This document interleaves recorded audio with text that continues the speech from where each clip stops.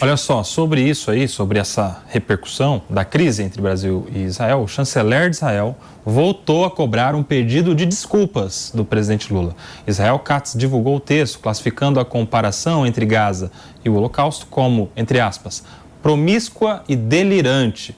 Fecha aspas. Já Mauro Vieira diz que declarações do chanceler de Israel sobre Lula são inaceitáveis e mentirosas. O ministro das Relações Exteriores afirmou que as falas são cortina de fumaça para desviar a atenção do massacre em Gaza e que o Brasil reagirá com diplomacia, mas com firmeza. Ana Beatriz, como é que você vê essa crise agora entre os representantes, né? O chanceler de Israel fala de um lado, o ministro das Relações Exteriores, Mauro Vieira, fala de outro, e agora com falas, inclusive, né, assintosas, chamando de promíscua a fala, o outro já disse que é uma cortina de fumaça, a corda vai esticando, né? Ninguém dá um aceno para a pacificação, para uma retratação, um pedido de desculpas nesse caso. Esse é o perigo. O presidente, ele teve uma fala que é inegavelmente desastrosa, e aí a gente pode comentar mais uma vez sobre o fato de que ninguém está feliz com o que acontece na faixa de Gaza. Estamos todos preocupados com os excessos de guerra que vêm sendo cometidos, mas isso é diferente de utilizar contra o governo de Israel a palavra holocausto, que a gente sabe que foi o principal momento da história que quase dizimou aquela população. E aí acontece que o presidente Lula entende que a reação de Israel foi desproporcional, porque, ao ver dele, o que ele fez foi nada mais do que alertar o mundo para uma situação. E Israel sente-se ofendidíssimo. Só que isso está criando uma bola de neve diplomática e a gente não vê nenhum dos dois países com a mínima intenção de se retratar e de fazer as pazes e de colocar panos quentes nessa situação. O que me chama a atenção é como uma frase, e aí se o Lula tivesse feito essa frase de outra forma, estaríamos aqui todos dizendo que ele está correto no que ele tem a dizer. A forma como ele fez acabou por tirar qualquer respaldo que ele poderia ter no mérito da preocupação. E agora a gente se coloca no meio de uma crise diplomática que a gente não precisava. Todos os focos que teriam que ser para o G20, para dentro do Brasil, a gente acaba deixando de lado por conta de uma situação que virou uma questão aí muito feia, né? Ô Palumbo, de fato não precisava disso tudo, né?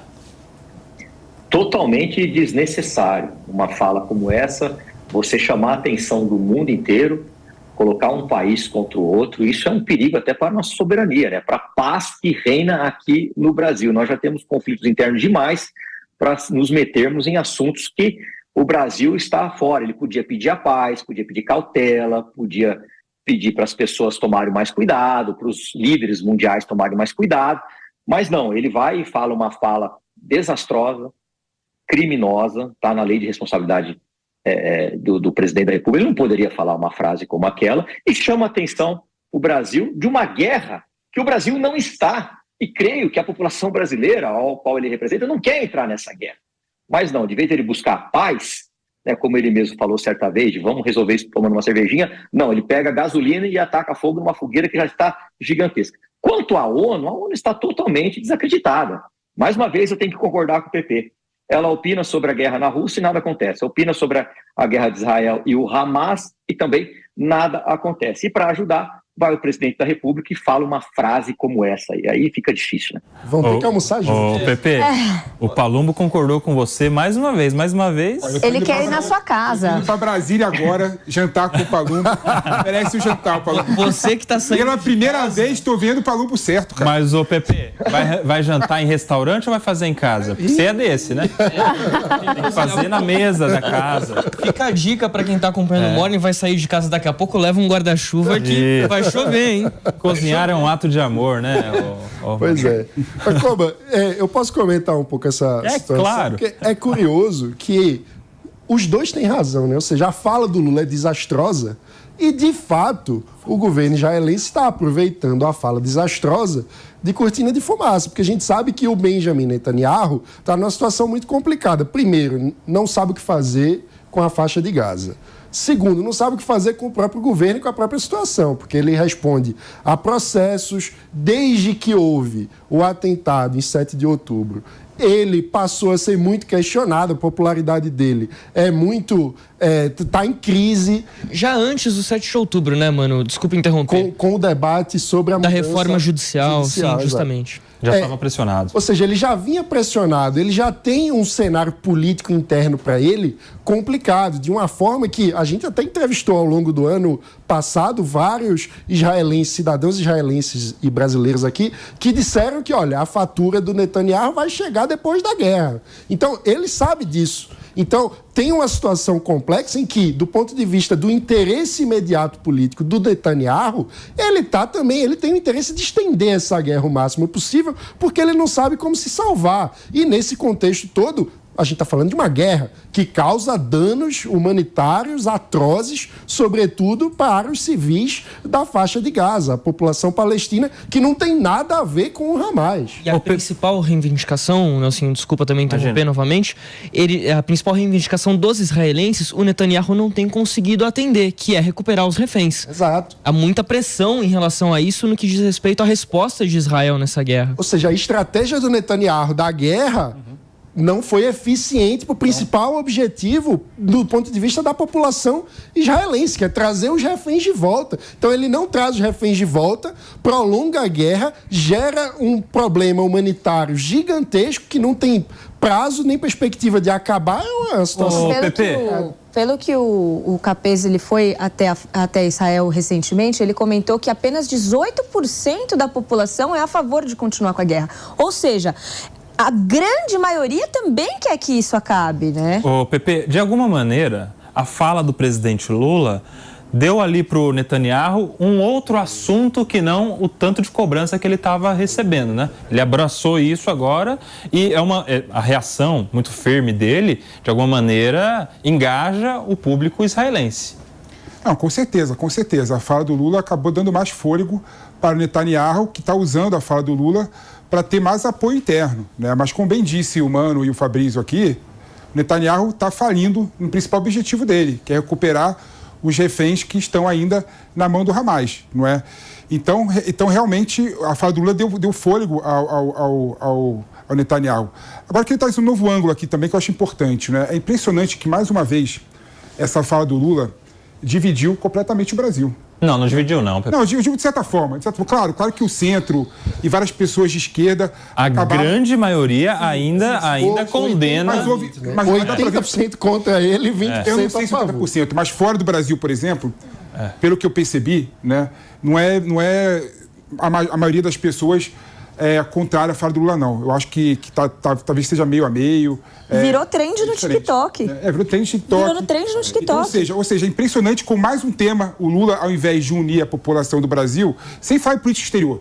Para o exterior, a gente colocou aqui que foi desastrosa a fala do Lula, foi infeliz, foi um absurdo. Sem falar desse aspecto, né? É impressionante que, mais uma vez, uma fala do Lula dividiu o Brasil, no momento em que a gente tem que ter mais união para resolver nossos problemas internos também.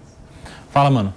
Exato. O Lula promete união e reconstrução e aposta como método de governo para manter a base da esquerda unida em torno dele, engajada. Ele aposta na polarização. Isso é muito ruim para o país e acaba tendo aí você vê, por exemplo, efeitos negativos, inclusive do ponto de vista de aumento do antissemitismo, que é uma coisa... Você vê, por exemplo, um negócio absurdo, né? Que o Itamaraty, que é o órgão técnico, né? Apesar de ter membro do Itamaraty que está envergonhado com a declaração do Lula, você vê, por exemplo, o ministro das Relações Exteriores, que é do Itamaraty de carreira, se colocando favorável à declaração do Lula. Você vê, por exemplo, o Celso Amorim, que é aposentado do Itamaraty, se colocando favorável à declaração do Lula. Ou seja, o pedido de desculpas não vai sair de forma alguma. Se não saiu até agora esse pedido de desculpas, é difícil que haja a partir desse momento, né? Porque está todo mundo defendendo a fala, está todo mundo falando que o presidente está correto de alguma maneira, quis dizer alguma outra coisa e tal. O senador Jacques Wagner, que é do PT, disse que o Lula errou, né? E é também de ascendência judaica. Então ele disse que concorda com o Lula do ponto de vista humanitário, mas discorda da fala. São 11h55. Quem estava na rádio vai se despedindo. A gente volta amanhã aqui no Morning Show. Por aqui temos mais um tempinho, Mano Ferreira. Eu estava dizendo que houve uma única voz dissidente dentro do PT que disse, olha, falei para o presidente que concordo com ele em boa medida, mas essa fala é absurda e insensível com o sofrimento de todo o povo judeu que tem familiares perdidos no Holocausto. Mas o Mano, ele pegou exatamente no ponto. Falar do Holocausto não é só algo político, porque mexe com a história de muitas pessoas. E muitas pessoas que não estão se importando se elas são de esquerda ou se de direita. Eu vi muitos amigos, eu tenho muitos amigos com a ascendência judaica que são de esquerda, muito revoltados, porque é algo que pega no seu passado, na sua história. E é por isso tanta gravidade e tanto repúdio das pessoas com relação a essa fala. Não é com relação ao mérito, ninguém gosta do que está acontecendo, volto a dizer. Mas você trazer o Holocausto para essa conversa foi algo muito inadequado. É algo, como a Ana disse, que mexe com o sentimento, mexe com a família. Então, são famílias, é um povo, na verdade, que teve que mudar de um país para o outro para simplesmente sobreviver, porque senão seria exterminado.